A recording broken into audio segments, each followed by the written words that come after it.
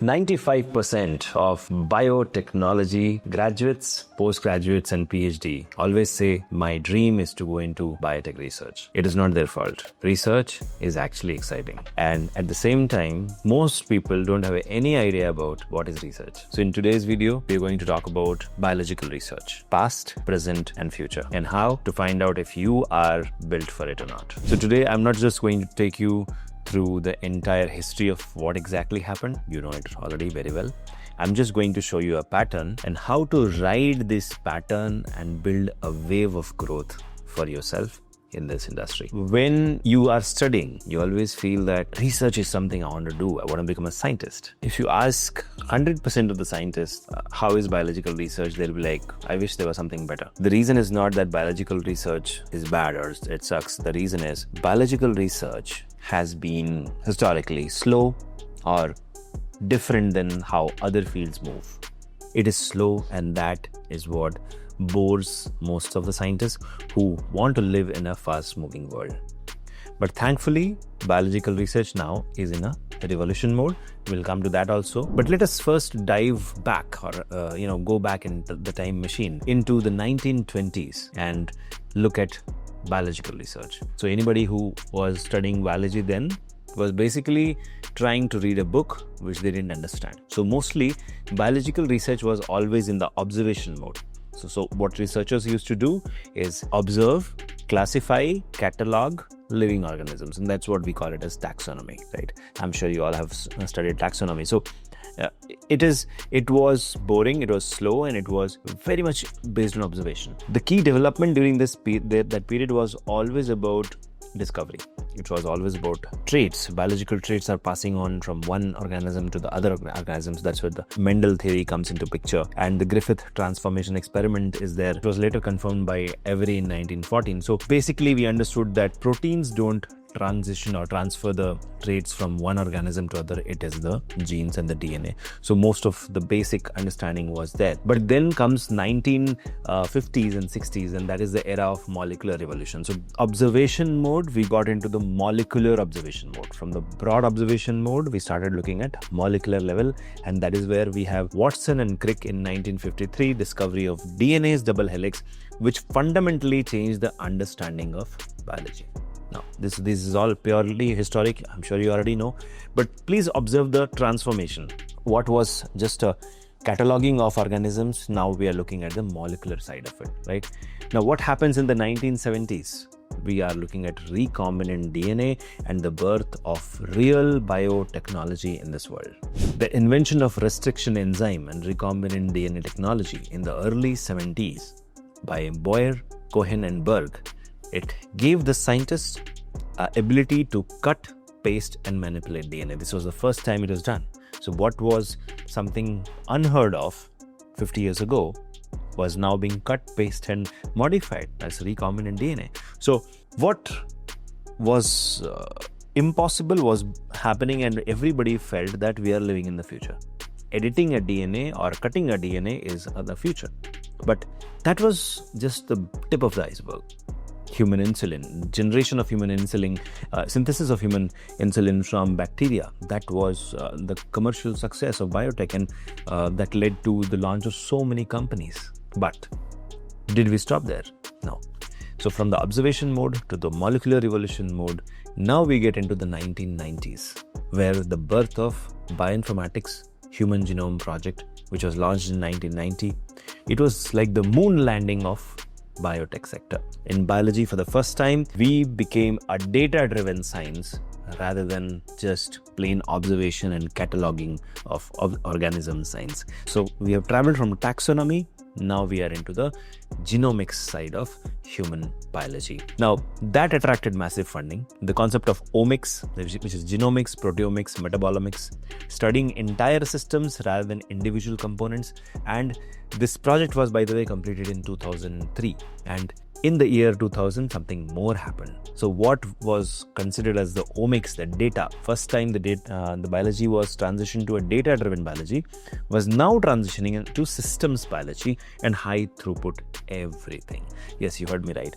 With the genome is now decoded, the question now was shifted from where gene exists to how do they all interact. That is where systems biology emerged as a discipline, studying biological networks rather than isolated molecules. So we started looking at the broader picture, how exactly all these DNA is interacting with each other and how exactly it is resulting in a particular process. So that is where next-gen sequencing technology arrives in the mid of 2000, and it reduced the cost of sequencing genome from $3 billion to $1,000 by 2014. Now, NGS, I can say, after the discovery of DNA, it was one of the biggest revolutions because it gave the power of genomics in the hands of common researcher and common man.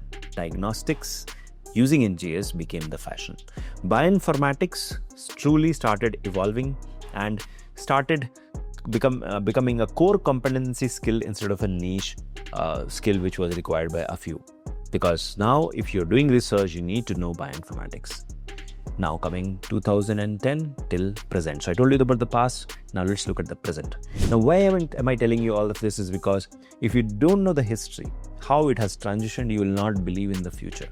Okay, so let's look at the present. You are living in the present right now. What happens today? We are today looking at a AI, single cell biology and synthetic life. We're looking at single cell sequencing, where researchers can now profile gene expression in individual cells rather than bulk tissue. Now this reveals unprecedented cellular diversity, and it helps us understand how exactly tumors grow within the organs and how can we prevent them. On the top of it, we have AlphaFold now.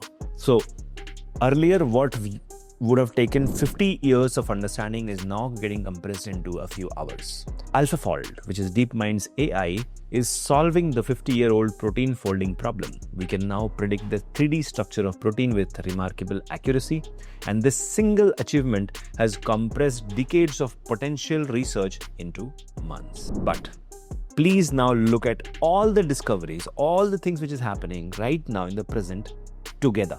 Okay, just like systems biology. So you have to start looking at one hand, we are seeing computing growing. Okay, the power of processors growing.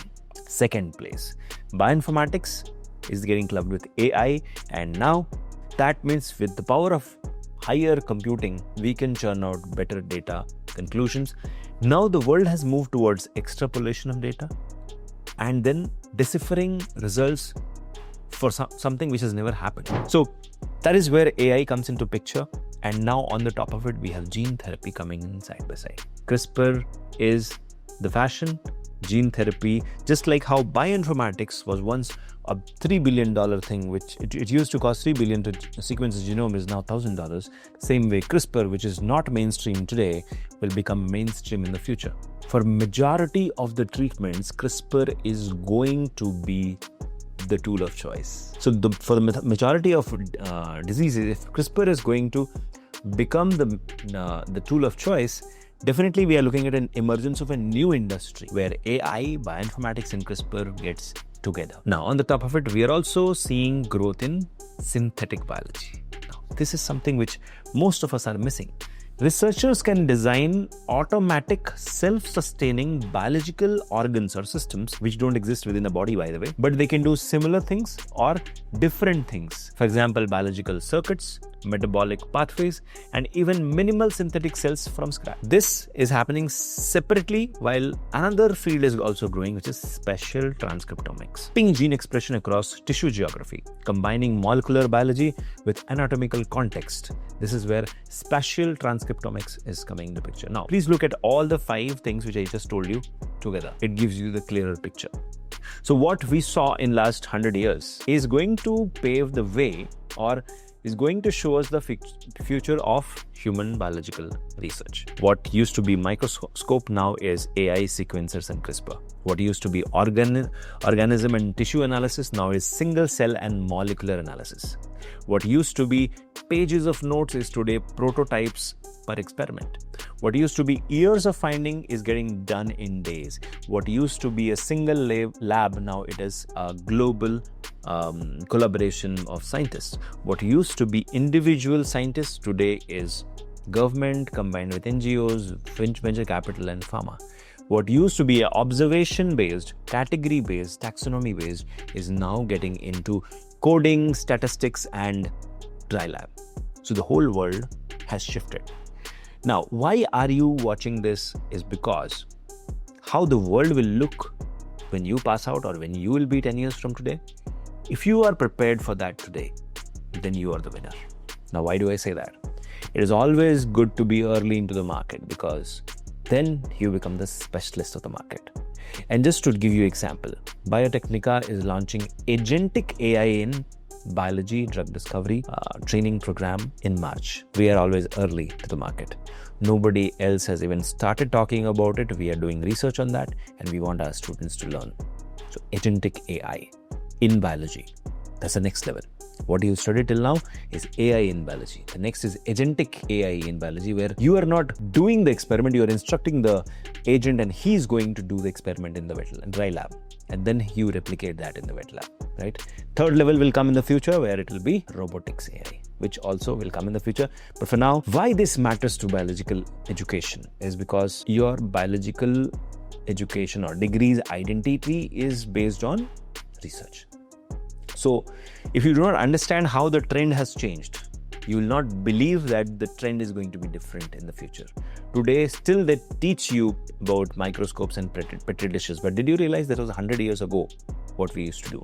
Today, what is happening in the industry? Sun Pharma, by the way, or Glenmark. Recently, we have the news in Economic Times, which says that now Sun Pharma and Glenmark is working on AI, right? Biggest pharmaceutical companies are working on things which is future forward, future looking. But you are still playing with petri dishes. Do you think the future will hold good for you? You will have to adapt to the future. Charles Darwin told you that probably a few hundred years ago. And that was very clear. It is not the strongest of the species. That means the strongest of the pharmaceutical companies will not survive. It is not the smartest of the species or the companies which will survive. It's the company or the individual who will adapt to change, will survive and thrive. So if Charles Darwin was right, definitely we have to look at the future of biological research now. What is the future of biological research? Let us understand. There is a huge shift now. The biological research is now moving towards the engineering side. So what we used to observe, now we are going to do. We are going to create things which didn't existed in nature, but needs to exist because the world is changing, right? So biological engineering is going to be the fashion. That's where your Biotech comes into picture, by the way.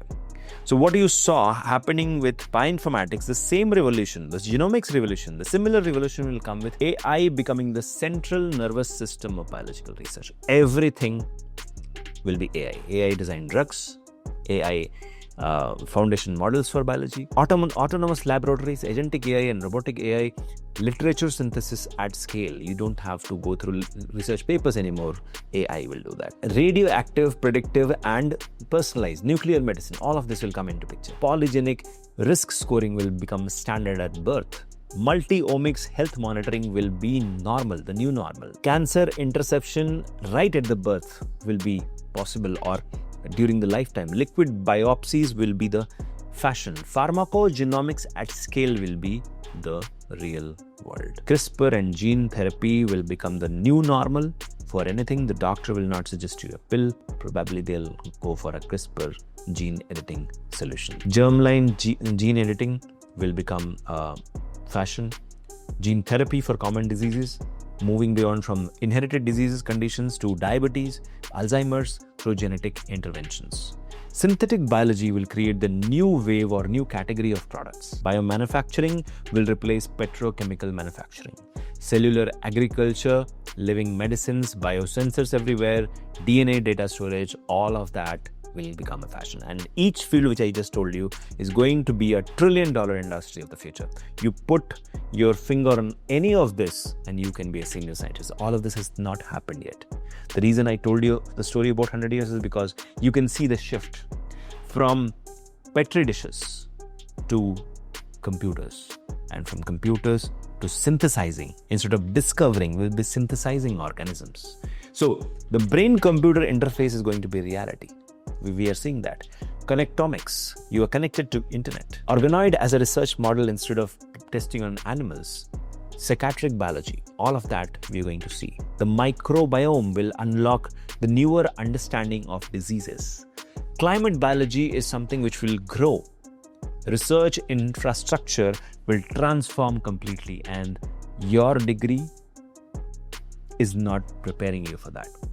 See, you have to prepare yourself for the next 50 years of biological research. And for that, you have to bank upon the trending things in this era. CRISPR, bioinformatics, artificial intelligence, agentic AI. This is the future. Synthetic biology. This is the future. None of this is available in universities, because by the time universities will catch up, we would have moved towards the next level. And that is where Biotecnika stands at the forefront of science, technology, and skill transfer. We know that academia won't catch up, and the industry will move on. And this wide gap will create bigger unemployment for all of you. We don't want that. We succeed only if our child gets a job, which is all of you.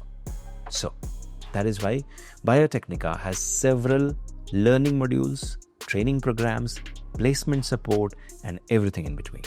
All you have to do is chat with our scientists, talk to them, find out how we can help you.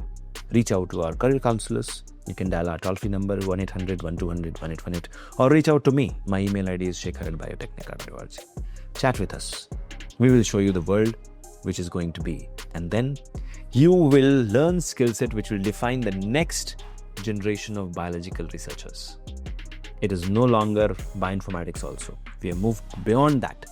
AI/ML and applied biology, CRISPR, gene editing, multi-omics integration, regulatory science, clinical research, clinical trials, synthetic biology, bioethics, science communication. This is going to be the real future of biology.